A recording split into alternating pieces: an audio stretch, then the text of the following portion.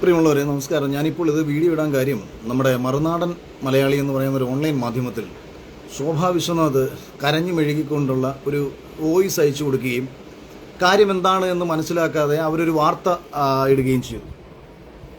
അപ്പോൾ ഇത് കണ്ടിട്ടാണ് ഞാനിപ്പോൾ ഞാൻ ഫേസ്ബുക്കിൽ ഒരു ലൈവ് പോയി. കാരണം ഇതെല്ലാം ജനത്തിൻ്റെ മുന്നിലായതുകൊണ്ട് തന്നെ ജനങ്ങളോട് സംസാരിച്ചിട്ടല്ലാണ്ട് എന്ത് കാര്യം. സത്യത്തിൽ എനിക്ക് വളരെ വളരെ കഷ്ടം തോന്നുകയാണ്, ശോഭയുടെ അടുത്ത് വളരെ കഷ്ടം തോന്നുകയാണ്. കാര്യം ശോഭയുടെ ഒപ്പം നിന്ന് കാര്യങ്ങളൊന്നും ഉപദേശിച്ചു കൊടുക്കാൻ പറ്റിയ തലയ്ക്ക് വെളിവും വെള്ളിയാഴ്ചയും ബോധവുമുള്ള ഒരു സുഹൃത്തുക്കൾ പോലും ഇല്ലാതായി പോയല്ലോ എന്നുള്ള ഒരു വിഷമവും. കാര്യം ഞാൻ ഇങ്ങനൊരു വിഷയം തുടക്കത്തിൽ ഉന്നയിച്ച സമയത്ത് അവരുടെ ഒപ്പം ഒരു ബോധമുള്ള ഒരു സുഹൃത്തുണ്ടായിരുന്നെങ്കിൽ പറഞ്ഞാൽ, ശോഭ നീ ആവശ്യമില്ലാതെ ഈ വിഷയത്തിൽ അഖിലിനെതിരെ തിരിയണ്ട, അഖിൽ നിനക്കെതിരെ ഒന്നും പറഞ്ഞിട്ടില്ല, നിന്നെ നേരിട്ട് ബാധിക്കത്തക്ക ഒരു കാര്യങ്ങളും പറഞ്ഞിട്ടില്ല.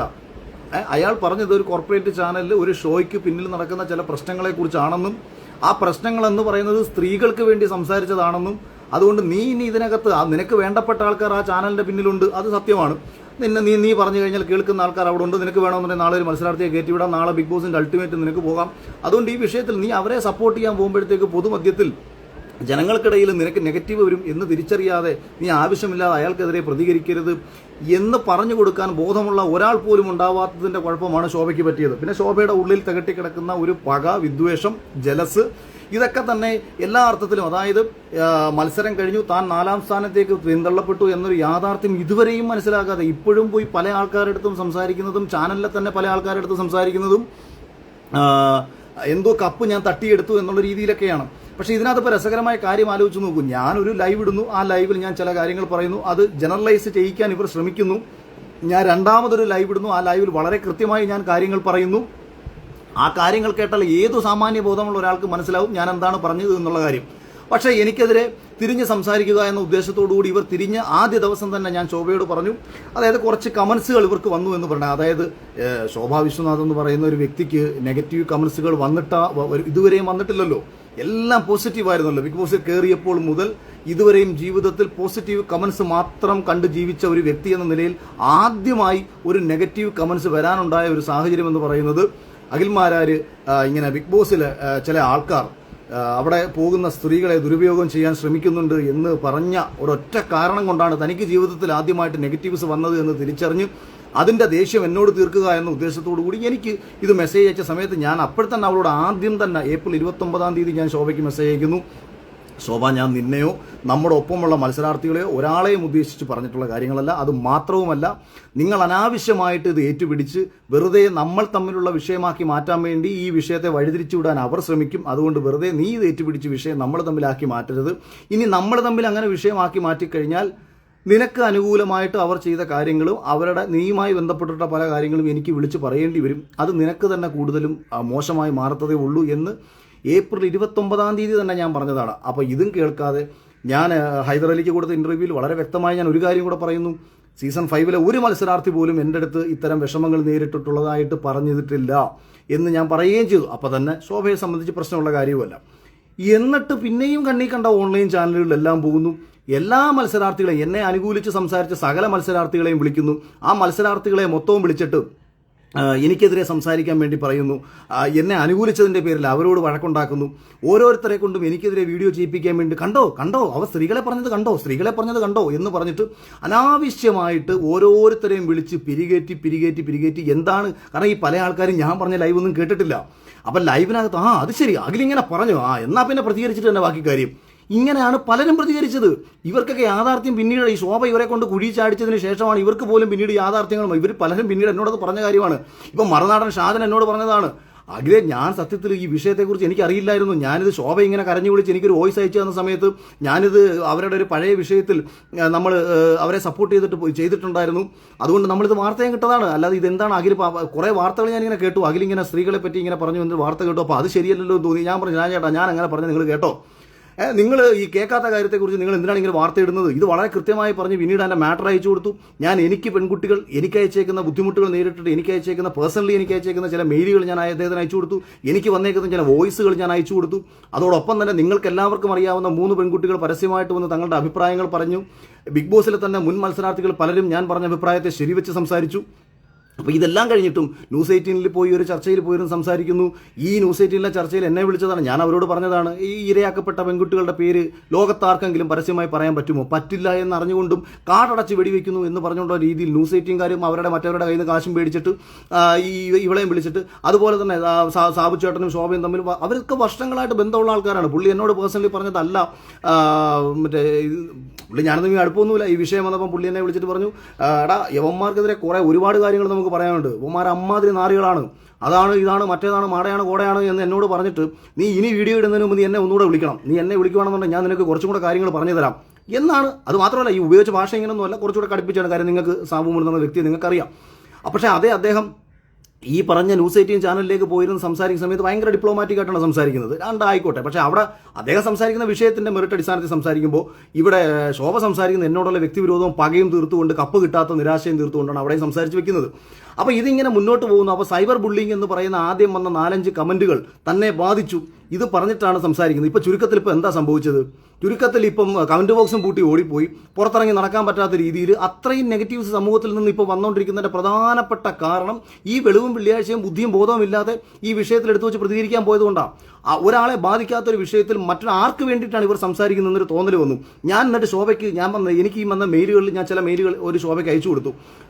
അതുപോലെ തന്നെ ഒരു വോയിസ് ഞാൻ ശോഭയ്ക്ക് അയച്ചു കൊടുത്തു. ഞാൻ പറഞ്ഞു, ശോഭ, ഞാൻ നിന്റെ നമ്പർ കൊടുക്കാം, നിങ്ങളൊക്കെ വലിയ സ്ത്രീപക്ഷ പുരോഗമനവാദികളാണല്ലോ, നിനക്കൊരു കാര്യം ചെയ്യാമോ, നിനക്ക് ഈ വിഷയത്തിൽ ഈ പെൺകുട്ടിക്ക് നീതി നേടി കൊടുക്കാൻ പറ്റുമോ? ഞാൻ പേഴ്സണലി ശോഭയ്ക്ക് മെസ്സേജ് അയച്ചു. ഒരു റിപ്ലൈ ഇട്ടിട്ടില്ല, ഒരു കാര്യങ്ങളും വേണ്ടിയിട്ടില്ല. അതുപോലെ തന്നെ ശോഭയ്ക്കെതിരെ ശോഭ വലിയ ചാരിറ്റി തട്ടിപ്പ് നടത്തുന്നതും ആദിവാസി കുട്ടികളുടെ പേരിൽ കോടിക്കണക്കിന് രൂപയുടെ തട്ടിപ്പ് നടത്തുന്നു എന്ന് പറഞ്ഞിട്ട് ശോഭയുടെ ഇപ്പോൾ റിലേഷൻഷിപ്പും കാര്യങ്ങളൊക്കെ അന്വേഷിച്ച് കഴിഞ്ഞാൽ ഈ സാമ്പത്തിക തട്ടിപ്പൊക്കെ എവിടേക്ക് പോകുന്നു, ഏതൊക്കെ ബിസിനസ് സ്ഥലത്തിലേക്ക് പോകുന്നു എന്നും അന്വേഷിച്ചാൽ മനസ്സിലാക്കാൻ പറ്റുന്ന കാര്യങ്ങളൊക്കെ ആയിരുന്നു. അപ്പോൾ ഇങ്ങനൊരു വാർത്ത ശോഭയുടെ ഫോട്ടോയും പേരും വെച്ച് നിങ്ങൾ ആലോചിക്കണം. ഞാൻ പേര് പറഞ്ഞിട്ടില്ല, ഞാൻ ശോഭയ്ക്കെതിരെ ഒന്നും പറഞ്ഞിട്ടില്ല, എന്നിട്ട് കൂടിയും, അതായത് ഒരാളുടെ പേര് പറയാതെ അയാളെ ഒരു സ്ഥലത്തും പരാമർശിക്കാതെ ഞാൻ പറഞ്ഞൊരു വിഷയത്തിൽ എനിക്കെതിരെ മാനനഷ്ട കേസ് അല്ലെന്നുണ്ടെങ്കിൽ എനിക്കെതിരെ കേസ് കൊടുക്കാൻ വേണ്ടി നടന്ന ഒരാൾ തൻ്റെ ഫോട്ടോയും തൻ്റെ പേരും വെച്ചിട്ട് ചാനൽ ചർച്ചകളിലും മറ്റും നിറഞ്ഞു നിൽക്കുന്ന കേരളത്തിലെ ഒരു ആക്ടിവിസ്റ്റ് ആയിട്ടുള്ള ഒരു ലേഡി അവർക്കെതിരെ ഒരു പോസ്റ്റ് ഇടുന്ന സമയത്ത് ഒരക്ഷരം ഇതിനെതിരെ പ്രതികരിച്ചില്ല എന്ന് മാത്രമല്ല ഒരു മാനനഷ്ടം കൊടുത്തിട്ടുമില്ല, ഒരു മാനനഷ്ടവും അവിടെ കൊടുത്തില്ല. എന്നിട്ട് ഞാൻ അന്ന് ചോദിക്കുന്നുണ്ട്, ഇതെന്താണ് ഈ വിഷയം, നീ എന്തുകൊണ്ട് ഇതിനകത്ത് മാനനഷ്ടത്തിന് പോകുന്നില്ല? അപ്പോൾ മാനനഷ്ടത്തിന് പോയി കഴിഞ്ഞാൽ ചിലപ്പോൾ അവിടെ തെളിവുകൾ വരും. തെളിവുകൾ വരുന്ന സമയത്ത് ഈ ചാരിറ്റിയും തട്ടിപ്പും എല്ലാം കുടുങ്ങും. അതുകൊണ്ടായിരിക്കും. അല്ലാതെ എന്തുകൊണ്ടാണ് നിങ്ങൾ ചോദിക്കുക, നിങ്ങൾ പേഴ്സണലി പോയി ചോദിക്കുക, എന്തുകൊണ്ട് ധന്യാരാമനെതിരെ ഈ ഇതിന് കൊടുത്തില്ല എന്ന് പറയുന്നൊരു സംഭവം നിങ്ങൾ പോയി ചോദിക്കുക. അപ്പോൾ ഈ ഒരു സംഭവം ത്തിനകത്ത് നിശബ്ദയായിരുന്ന ശോഭയ്ക്കെതിരെ പറയാതിരുന്ന എനിക്കെതിരെ പറഞ്ഞു എന്നുള്ളത് തന്നെ ശോഭയ്ക്ക് എന്തൊക്കെയോ എവിടൊക്കെയോ ഒളിക്കാനും തെളിക്കാനും ഉണ്ട് എന്നുള്ളത് തന്നെയാണ് കാരണം. അതുകൊണ്ടാണ് ഈ ഒരു മാനസിക ബുദ്ധിമുട്ടുകൾക്ക് ഉണ്ടാകുന്നതും. അപ്പോൾ അനാവശ്യമായിട്ട് വന്നൊരു വിഷയത്തിലേക്ക് ചാടി അനാവശ്യമായിട്ട് കിടന്ന ബഹളവും, ഒരാളും കാണിക്കാത്ത ബഹളവും വെപ്രാളവും 1 മുതൽ 4 വരെ സീസണുകളിൽ ധാരാളം സ്ത്രീകൾ പോയിട്ടുണ്ട്. ഇവർക്കൊന്നും തോന്നാത്ത ഒരു പ്രശ്നം ഒരാൾക്ക് മാത്രം തോന്നുകയും ബിഗ് ബോസിലെ തന്നെ മറ്റുള്ള മത്സരാർത്ഥികൾ പലരും ഈ വിഷയത്തിൽ നിശബ്ദരായി കഴിഞ്ഞതിന് ശേഷവും അത് നിങ്ങൾ ഉദ്ദേശിക്കുന്നതല്ല, പല സ്ഥലത്തും പിന്നാമ്പുറങ്ങളിൽ കിടന്ന് എനിക്കെതിരെ എന്തൊക്കെ ചെയ്യാമോ അതിന് വേണ്ടിയിട്ടങ്ങ് നടക്കുകയാണ്. ഇതെന്നോട് ഇവരുടെ ഇന്നലെ ഞാൻ ശോഭയുടെ തന്നെ ഒരു സുഹൃത്തിനെ ഞാൻ കൊച്ചിയിൽ വെച്ച് കണ്ടു. അദ്ദേഹം പോലും എന്നോട് പറഞ്ഞത് ഇതാണ്, ഇത് ഇങ്ങനെ അങ്ങ് നടക്കുകയാണ്. ഇങ്ങനെ കാണുന്നിടത്തും പോകുന്നിടത്തും മൊത്തം കരഞ്ഞു വിളിച്ചിട്ട് ഞാൻ എന്തോ ചെയ്തു എന്നുള്ള രീതിയിൽ അങ്ങ് കരഞ്ഞു വിളിച്ചുകൊണ്ട് അങ്ങ് അവർക്കെതിരെ അതായത് സകല ആൾക്കാരെയും ഒത്തുകൂടാൻ വേണ്ടിയിട്ട് ഈ കരഞ്ഞു വിളിച്ച് സംസാരിക്കുമ്പോഴത്തേക്ക്, കാരണം ഇതിനകത്തൊരു പ്രശ്നം, മിക്ക ആൾക്കാരും നമ്മൾ പറയുന്നത് കേൾക്കുന്നില്ല. പിന്നെ പലതന്തയ്ക്ക് മുന്നേ ഉണ്ടായിട്ടുള്ള ചില മാധ്യമ പ്രവർത്തകരായിട്ട് നടക്കുന്ന ചില മൊബൈലും പൊക്കി പിടിച്ചു നടക്കുന്ന ഇവന്മാർ ഞാൻ എന്താ പറഞ്ഞത്, ഇപ്പോൾ ശരണ്യ ആനന്ദ് എന്ന് പറയുന്ന പെൺകുട്ടിയുടെ അടുത്ത് പോയിട്ട് എന്തോ ഒരു വിവരവും ബോധവുമില്ലാത്ത ഒരു മരയോള അവൻ പോയിട്ട് ചോദിക്കുകയാണ്, അഖിൽമാരാർ പറഞ്ഞല്ലോ ബിഗ് ബോസിൽ മത്സരാർത്ഥികളൊക്കെ കിടന്നു കൊടുത്തിട്ടാണ് പോണെന്ന്. യവനെയൊക്കെ മോന്താണ്ട് അവനെ ചെബുക്കലടിച്ച് പറിക്കല്ലേ വേണ്ടത്, അവനെ എൻ്റെ കൺമുന്നിൽ കണ്ട അവനെ ചെബുക്കലടിച്ച് പറിക്കണം എനിക്ക് തോന്നുന്നു. നീ എവിടെ നിന്നാടാ കഴിവറാ മോനെ ഇത് കേട്ടത്? അപ്പോൾ ഉടനെ അതായത് ഇപ്പം ശരണ്യ ഇത് കേട്ടിട്ടില്ല. ശരണ്യ ബിഗ് ബോസിനകത്ത് നിൽക്കുമ്പോൾ ഉണ്ടായ ഒരു വിഷയം, അല്ലെങ്കിൽ ശരണ്യ ആയിക്കോട്ടെ മറ്റൊരു സ്ത്രീ ആയിക്കോട്ടെ, ഇവരടുത്ത് പോയി ചോദിക്കുന്ന ഇതാണ്. ഇതിപ്പം കേട്ടോ ഞാൻ ഇങ്ങനെ പറയുന്നത്? പച്ച തെമ്മാടിത്തരങ്ങൾ ഓൺലൈൻ മാധ്യമ പ്രവർത്തന കോപ്പ എന്നും പറഞ്ഞുകൊണ്ട് ഇവരൊക്കെ നടന്ന ഒരാൾക്ക് പോയി ചോദിക്കുകയാണ്. അപ്പോൾ ഇത് ചോദിക്കുമ്പോഴത്തേക്ക് ഈ കാര്യം എന്താണെന്ന് കേൾക്കാതെ ഈ പെൺകുട്ടികൾ പെട്ടെന്ന് അതിനകത്ത് റിയാക്ട് ചെയ്യുകയാണ്. അപ്പോൾ ഇവരിങ്ങനെ റിയാക്ട് ചെയ്ത് ഇവർ സംസാരിക്കുന്നു. ഉടനെ ഇവരുടെ മറുപടി എടുത്ത് വെച്ച് അഖിൽമാരാർക്കെതിരെ ഇന്നാൾ, അഖിൽമാരാർക്കെതിരെ മറ്റേയാൾ. എടാ നീയൊക്കെ നിന്റെയൊക്കെ സ്വഭാവമുള്ളവന്മാർ ചെയ്യുന്ന പണി എന്ന് പറഞ്ഞാൽ സ്വന്തം അമ്മയുടെയും ഭാര്യയുടെയും ബെഡ്റൂമിനകത്ത് ക്യാമറ വെച്ചിട്ട് നീയൊക്കെ റീച്ച് ഉണ്ടാക്കാൻ വേണ്ടിയിട്ട് കാണിക്കുന്ന സ്വഭാവങ്ങളാണ് ഈ മാധ്യമ പ്രവർത്തകരാന്ന് പറയുന്നത്. നീയൊക്കെ എവിടുത്തെ മാധ്യമ പ്രവർത്തകർ? കോപ്പ നിന്റെയൊക്കെ മാധ്യമ പ്രവർത്തനം. മൊബൈൽ എടുത്ത് വെച്ചിട്ട് തൊലിച്ച് ഇതിനകത്ത് ഒരു വിഷയം ഒരാൾ ഉന്നയിക്കുമ്പം ഒന്നുകിൽ ആ വിഷയം എന്താണെന്ന് കേൾക്കാനുള്ള മാന്യത ഉണ്ടാവണം. അത് കേട്ടതിന് ശേഷം അയാൾ പറഞ്ഞതിലെ ശരി തെറ്റുകളെ വിലയിരുത്തണം.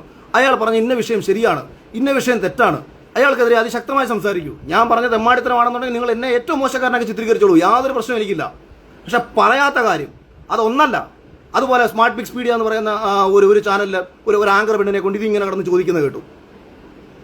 സത്യത്തിൽ ഈ തെമ്മാടികൾക്കെതിരെ ഞാനാണ് മാനനഷ്ടത്തിന് കൊടുക്കേണ്ടത്. അല്ല, നമ്മൾ പറയാത്ത ഒരു കാര്യം അനാവശ്യമായിട്ട് ഞാൻ പറഞ്ഞു എന്ന് പറഞ്ഞുകൊണ്ട് അങ്ങ് പ്രചരിപ്പിച്ചിട്ട് നടക്കുകയാണ്. 1, 2, 3 ലൈവുകൾ നമ്മൾ ഈ വിഷയത്തിൽ ഇട്ടു. ഇതിലെല്ലാം വളരെ കൃത്യമായിട്ട് ഞാൻ പറഞ്ഞിട്ടുള്ള കാര്യമാണ്. അതായത് ഒരു സമൂഹത്തിൽ ഏതെങ്കിലും മേഖലയിൽ, അത് ഏത് മേഖലയായിക്കോട്ടെ, സിനിമ ആയിക്കോട്ടെ, സീരിയൽ ആയിക്കോട്ടെ, ബിസിനസ് ആയിക്കോട്ടെ, ഏത് വ്യവസായിക, ഏത് സമസ്ത മേഖലകളിലും ഏതെങ്കിലും ഒരു സ്ഥലത്ത് ഒരു പ്രശ്നം ഉണ്ടായിക്കഴിഞ്ഞാൽ ആ പ്രശ്നം ഒരാൾ ഉന്നയിച്ചു കഴിഞ്ഞാൽ ആ മേഖലയിൽ മൊത്തം വർക്ക് ചെയ്യുന്നവരാണോ? ഇപ്പൊ കേരളത്തിൽ നമ്മളിങ്ങനെ പൊതുവെ പറയുന്ന ഒരു സ്റ്റേറ്റ്മെന്റ് ഉണ്ട്, കേരളത്തിലെ സ്ത്രീകൾ സുരക്ഷിതരല്ല, ഉത്തർപ്രദേശിലെ സ്ത്രീകൾ സുരക്ഷിതരല്ല, ഡൽഹിയിലെ ഒരു പെൺകുട്ടിയുടെ പീഡനം നടന്ന സമയത്ത് നമ്മൾ പറഞ്ഞു ഡൽഹിയിലെ സ്ത്രീകൾ സുരക്ഷിതരല്ല. അതിന്റെ അർത്ഥം നിന്റെ അമ്മയോ പെങ്ങളോ ഡൽഹിയിലുണ്ടെന്നുണ്ടെങ്കിൽ അവരുടെ അടുത്ത് നീ ക്യാമറ കൊണ്ട് ചോദിക്കൂ, ചേച്ചി സുരക്ഷിതയാണോ, ചേച്ചി ഇന്നലെ ബസ്സിനകത്ത് പോയപ്പോ ആരെങ്കിലും പീഡിപ്പിച്ചോ? ഞാൻ മറുനാടന്റെ ഒരു വാർത്ത കണ്ടു. അതിൽ ശോഭ വലിയ ക്ഷമിക്കണം, ഞാൻ ഇടയ്ക്ക് എൻ്റെ അങ്ങനെ ആരെങ്കിലും ചോദിക്കുമോ? ഇപ്പൊ കേരളത്തിലെ സ്ത്രീകൾ സുരക്ഷിതരല്ല എന്ന് ഏതെങ്കിലും ഒരു ചാനലിൽ നിന്ന് ഒരാൾ സംസാരിക്കുകയാണ്, അല്ലെങ്കിൽ ഒരു പത്രത്തിലൊരു തലക്കെട്ട് വരികയാണ്, സ്ത്രീകൾ ഇവിടെ സുരക്ഷിതരല്ല, സ്ത്രീകൾ ഇവിടെ സുരക്ഷിതരല്ല, ജനറലൈസ് ചെയ്ത് തന്നെയാണ് ആ സ്റ്റേറ്റ്മെന്റിന്റെ അർത്ഥം. സ്ത്രീകൾ ഇവിടെ സുരക്ഷിതരല്ല എന്ന് പറഞ്ഞാൽ അതൊരു റെക്കോർഡിക്കലി, ഒരു ക്രൈം റെക്കോർഡ് പ്രകാരം ഒരുപാട് പെൺകുട്ടികൾക്ക് ബുദ്ധിമുട്ട് അനുഭവിക്കേണ്ടി വരുന്നുണ്ട്. അതുകൊണ്ട് നീ പറഞ്ഞ നിന്റെ ഒരു ഓൺലൈൻ ഉണക്കം നിന്റെ ക്യാമറ എടുത്ത് വെച്ചുകൊണ്ട് നീ നടന്നിട്ട് നിന്റെ അമ്മയെടുത്തും നിന്റെ പെങ്ങളെടുത്തും നിന്റെ ഭാര്യയെടുത്തും നീ ചോദിച്ചിട്ട് സ്റ്റേറ്റ്മെന്റ് പുറത്തു വിടുവോ? ചേച്ചി ഇതാണ്ട് ഇന്ന മുഖ്യധാര മാധ്യമമായ ഇന്ന മാധ്യമം പറഞ്ഞല്ലോ സ്ത്രീകൾ ഇവിടെ സുരക്ഷിതരല്ല, അതുകൊണ്ട് എൻ്റെ അമ്മ സുരക്ഷിതയല്ല, എൻ്റെ പെങ്ങൾ സുരക്ഷിതയല്ല എന്ന് നീ പറയൂ. അപ്പോൾ നമ്മൾ ഒരു വിഷയം പറയുന്നത് ചിലപ്പോൾ ഒരാളായിരിക്കും സുരക്ഷിതയല്ലാത്തത്, ഒരാളായിരിക്കും. അത് പറയാതിരിക്കേണ്ട കാര്യമുണ്ടോ? ഒരാൾക്കൊരു പ്രശ്നം, നമ്മൾ ഈ കോടതിയിൽ പറയാറുണ്ട്, 1000 അപരാധികൾ ശിക്ഷിക്കപ്പെട്ടാലും ഒരു നിരപരാധി പോലും ശിക്ഷിക്കപ്പെടാൻ പാടില്ല. അങ്ങനെ വേണം. അതുപോലെ കണ്ണ് മൂടിക്കെട്ടിയിരിക്കുന്ന നീതിദേവതയാണ് നമ്മളെ കോടതി കാണിച്ചേക്കുന്നത്. എന്തുകൊണ്ടാണ് കണ്ണടച്ചേക്കുന്നത്? കണ്ണ് തുറന്നു പിടിച്ച് കാണുന്ന കാഴ്ചയെക്കാട്ടിലും ഉള്ളിലുള്ള നീതിബോധത്തിന്റെ അടിസ്ഥാനത്തിൽ കാണാതെ തന്റെ മനസ്സുകൊണ്ടും തന്റെ തലച്ചോറ് കൊണ്ടും നീതിയെയും യുക്തിയെയും മനസ്സിലാക്കി വേണം ഒരു ജഡ്ജ്മെന്റ് പുറപ്പെടുവിപ്പിക്കാൻ എന്നുള്ള ഒരു ഉദ്ദേശത്തിന്റെ ഒരു സൂചനയുടെ ഫലമായിട്ടാണ് കോടതിയിൽ ആ ഒരു കണ്ണ് കെട്ടിയ നീതിദേവതയെ വെച്ചേക്കുന്നത്. കാര്യം പണം കണ്ട് കണ്ണ് മഞ്ഞളിക്കാൻ പാടില്ല, അധികാരം കണ്ട് കണ്ണ് മഞ്ഞളിക്കാൻ പാടില്ല.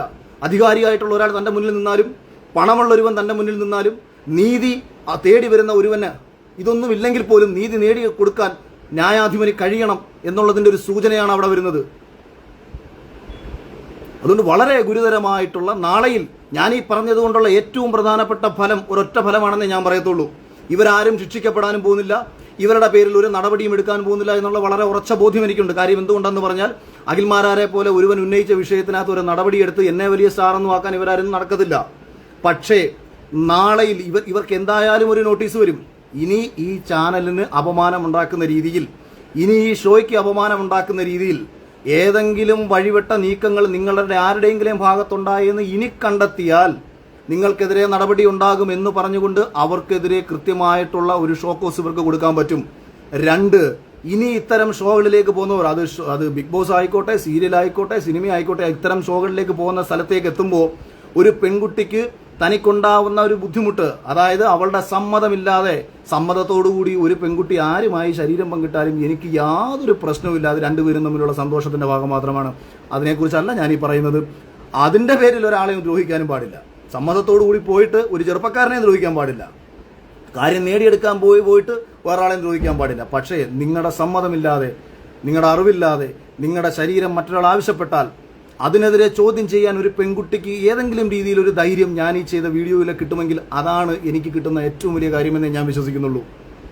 അല്ലാതെ ഇതുകൊണ്ട് എനിക്ക് എന്ത് നേട്ടമാണെന്ന് മാത്രം പറഞ്ഞുകൊണ്ട് കാര്യമില്ലാത്ത കാര്യത്തിൽ അനാവശ്യമായിട്ട് ഇടപെട്ട് സ്വയം കുഴിയിലേക്ക് പോയി വീണ ശോഭയോട് ഇനിയെങ്കിലും ബുദ്ധിയും വിവരവുമുള്ള ആരെങ്കിലും കൂടെ നടക്കുന്നുണ്ടെങ്കിൽ ഒന്ന് ഉപദേശിച്ചു കൊടുക്കണം.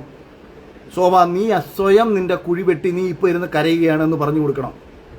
ഇന്നലെ മറുനാടനിൽ പിടിച്ച് കരയുന്നത് കേട്ടു. ഇങ്ങനെ അതിന് എത്ര പേരെടുത്ത് ഇങ്ങനെ നിന്ന് കരയുന്നുണ്ടെന്ന് ആർക്കറിയാം. എന്തായാലും നാളെ 23-ാം തീയതി തിരുവനന്തപുരം പട്ടം പോലീസ് സ്റ്റേഷനിൽ ഹാജരാകണം. അപ്പോൾ തിരുവനന്തപുരത്ത് ആരെങ്കിലും ഒക്കെ ഉണ്ടെന്നുണ്ടെങ്കിൽ നമുക്ക് സമയം പോലെ കാണാം. കേസും കാര്യങ്ങളും പ്രശ്നമല്ല. ശരിക്കും വേണ്ടി സംസാരിക്കുമ്പോൾ ഒരു കേസ് വരുന്നതിൽ എന്താ കുഴപ്പം? പക്ഷേ എനിക്കിനകത്ത് രസകരമായ കാര്യം തോന്നുന്നു. പണ്ട് ശോഭയെ കള്ളക്കേസിൽ കുടുക്കി എന്ന് പറഞ്ഞിട്ട് ശോഭ ഭയങ്കരമായി കരഞ്ഞു വിളിച്ച് നടക്കുന്നൊരു സംഭവം ഉണ്ടായിട്ടുണ്ട്. അതേ ശോഭയാണ് എനിക്കെതിരെ ഞാൻ പറയാത്ത കാര്യം പറഞ്ഞിട്ട് കള്ളക്കേസ് കുടുക്കി എന്ന് ഒരു കള്ളക്കേസ് ഉണ്ടാക്കിക്കൊണ്ട് നടക്കുന്നത് എന്നുള്ളത് മറ്റൊരു സത്യം. സ്വന്തം കാര്യം നേടിയെടുക്കാൻ വേണ്ടിയിട്ട് ഇതെല്ലാം ഇതിനെ അപ്രോച്ച് ചെയ്യും. ഒരു പക്ഷേ നമ്മുടെ ഇപ്പം ഒന്ന് ചുമ്മാ ഞാനൊരു അസംഷൻ പറയാണ്, എൻ്റെ ഒരു തോട്ട് പറയുകയാണ്. പല ആൾക്കാരെയും കൊടുക്കാൻ വേണ്ടിയിട്ട് ഉപയോഗിച്ചുള്ള കാര്യം. ഒരു പക്ഷേ നാളെയിൽ അങ്ങനെ സംഭവിക്കാതിരിക്കാൻ വേണ്ടി എൻ്റെ ഒരു മുൻകൂർ ഒരു തോട്ട് ഞാൻ പറയുകയാണ്. ഇപ്പോൾ ഈ ഞാനും ശോഭയും തമ്മിൽ ശത്രുക്കളാണെന്ന് പൊതുമധ്യത്തിൽ ഒരു ടോക്കുണ്ടല്ലോ. അതുകൊണ്ട് തന്നെ ശോഭയ്ക്ക് എന്ത് സംഭവിച്ചാലും അത് അഖിൽ മാരാർ ചെയ്തതായിരിക്കുമെന്ന് നിങ്ങൾ കരുതും. നിങ്ങൾ അങ്ങനെ കരുതി ചെയ്യരുത്. ഞാൻ സ്വപ്നത്തിൽ പോലും ഒരു രീതിയിലും ഒരാളെ ഹാം ചെയ്യുന്ന രീതി ചിന്തിക്കുന്ന ഒരാളല്ല. ഞാൻ ഉദാഹരണം കൂടെ കൂട്ടത്തിൽ പറയാം. എൻ്റെ ആർമി ഗ്രൂപ്പ് നടത്തിക്കൊണ്ടിരുന്ന ഒരു ചെറുപ്പക്കാരൻ, അവൻ എനിക്ക് ഒരു വോയിസ് അയച്ചു തരുന്നു. ഒന്നല്ല, ഒരു 5-8 വോയിസുകൾ എനിക്ക് അയച്ചു തരുന്നു. കാരണം ശോഭയ്ക്കെതിരെ പല ചേച്ചിമാരും പല അമ്മമാരും ഭയങ്കര മോശമായിട്ട് സംസാരിക്കുന്ന ഗ്രൂപ്പുകളിൽ വന്ന ചില വോയിസുകൾ എനിക്ക് അയച്ചു തരുന്നു.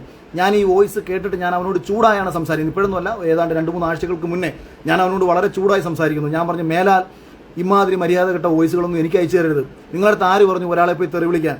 നിങ്ങളടുത്ത് ഞാൻ പറഞ്ഞോ ശോഭയെ പോയി തെറി വിളിക്കാൻ? ശോഭയെന്നല്ല ഒരാളെയും എൻ്റെ പേരും പറഞ്ഞ് നിങ്ങൾ തെറി വിളിക്കരുത്. നിങ്ങൾ മോശമാക്കി ചിത്രീകരിക്കരുത്, മോശമായ കമൻറ്റുകൾ ഇടരുത്. കാരണം നിങ്ങൾ എന്നെ സ്നേഹിക്കുന്നു എന്ന് പറഞ്ഞതിൻ്റെ അർത്ഥം നിങ്ങൾ എന്നെ സപ്പോർട്ട് ചെയ്യുക. അഖിലേട്ടൻ്റെ കൂടെ ഞങ്ങളുണ്ട്. അഖിലേട്ടൻ പറയുന്ന വിഷയം ശരിയാണ് എന്ന് ഞങ്ങൾക്ക് ബോധ്യമുണ്ട്. ഇതാണ് എന്നോടുള്ള സപ്പോർട്ട്. അല്ലാതെ ഞാൻ പറയുന്ന വിഷയം ശരിയായതുകൊണ്ട് അപ്പുറത്ത് പോയി അവരെ തെറി വിളിക്കുകയോ അവരെ മോശമാക്കി ചിത്രീകരിക്കുകയോ ചെയ്യുന്നതല്ല എന്നോടുള്ള സ്നേഹം. അത് നിങ്ങളുടെ വികലതയെന്ന് എനിക്ക് പറയാൻ പറ്റും. അതുകൊണ്ട് ഞാൻ ഒരിക്കലും ഇത് പ്രോത്സാഹിപ്പിക്കുന്ന ഒരാളല്ല. ഇനി ഞാൻ പറഞ്ഞു വന്ന വിഷയം, ഈ പൊതുമധ്യത്തിൽ 2 പേരെ ശത്രുക്കളാക്കി പൊതുമധ്യത്തിൽ സമൂഹം ചിത്രീകരിക്കുന്നു. അങ്ങനെ ചിത്രീകരിച്ചതിന് ശേഷം ശോഭയ്ക്ക് ഏതെങ്കിലും രീതിയിൽ ഒരു അപകടം സംഭവിക്കുകയോ അപകടം സംഭവിച്ചതായിട്ട് ഡ്രാമ സൃഷ്ടിക്കുകയോ ചെയ്തിട്ട് എനിക്കെതിരെ ഒരു മൊഴി കൊടുത്തു കഴിഞ്ഞാൽ ഈ സ്വാധീനവും ഇത്തരം കാര്യമൊക്കെ എന്നെ പിടിച്ചകത്തിടാനും എന്നെ വേണമെന്നുണ്ടെങ്കിൽ നമ്മളെ ഇപ്പോൾ ദിലീപേട്ടനെ ചെയ്ത കണക്കൊക്കെ ചെയ്യാൻ പറ്റും. ഇതിനുള്ള എല്ലാ സോഴ്സും ഇവർക്കൊണ്ട് ഞാൻ ഉന്നയിക്കുന്ന പല രാഷ്ട്രീയ വിഷയങ്ങളിലും എനിക്കെതിരെ എനിക്കെതിരെ എന്തെങ്കിലും രീതിയിൽ എന്നെ കൊടുക്കണമെന്ന് ചിന്തിക്കുന്ന ആൾക്കാരുണ്ട്. അതുകൊണ്ടൊക്കെ തന്നെ ഇതൊക്കെ നിങ്ങളുടെ മുന്നിലേക്ക് ഞാൻ മുൻകൂറായിട്ട് പറയുകയാണ്. നാളെയിൽ ഇങ്ങനെയൊക്കെ സംഭവിച്ചാലും നിങ്ങളൊന്ന് മനസ്സിൽ വെച്ചേക്കുക. ഇതെല്ലാം കരുതി കൂട്ടി ചെയ്യും. കാര്യം നേടിയെടുക്കാനും മറ്റൊരാളോടുള്ള പക കൊണ്ട് അയാളെ നശിപ്പിക്കാനും നടക്കുന്ന വൃത്തികെട്ട മനസ്സുകൊണ്ട് നടക്കുന്ന ഉള്ളിൽ പാമ്പിനെ നാണിപ്പിക്കുന്ന വിഷം കൊണ്ട് നടക്കുന്ന ആൾക്കാർ നമുക്ക് ചുറ്റുമുണ്ട് എന്നുള്ള യാഥാർത്ഥ്യം പ്രിയപ്പെട്ടവരെ ഉള്ളുകൊണ്ട് ഒരു മനുഷ്യനെ നോവിക്കാത്ത സഹായിക്കാൻ പറ്റുന്ന കാര്യങ്ങൾ എൻ്റെ ലിമിറ്റേഷൻ നിന്നുകൊണ്ട് സഹായിക്കാവുന്ന അറ്റ്ലീസ്റ്റ് ഒരാളെയും വേദനിപ്പിക്കാതെ മുന്നോട്ട് കൊണ്ടുപോകാൻ ആഗ്രഹിക്കുന്ന ഒരാളെന്ന നിലയിൽ എന്നെ 100 ദിവസം കണ്ടിട്ടുള്ള നിങ്ങളോട് മാത്രം പറഞ്ഞുകൊണ്ട് അവസാനിപ്പിക്കുകയാണ്. ഞാൻ ഇനി ഈ വിഷയത്തിലൊന്നും പറയത്തില്ല. ശോഭയുടെ കരച്ചുവിളി കണ്ടിട്ട് മാത്രം ഞാനൊരു ലൈവ് ഇട്ടതാണ്. ഇനിയെങ്കിലും ബുദ്ധി ഉദിക്കട്ടെ എന്ന് പ്രാർത്ഥിച്ചുകൊണ്ട് മര്യാദകേടുകളും കൊണ്ട് നടക്കുന്ന സകല മാധ്യമപ്രവർത്തകന്മാരെയും ഉള്ളിൽ വിളിക്കാൻ പറ്റുന്ന മാക്സിമം ചീത്തയും വിളിച്ചുകൊണ്ട് അവസാനിപ്പിക്കുകയാണ്. Thank you.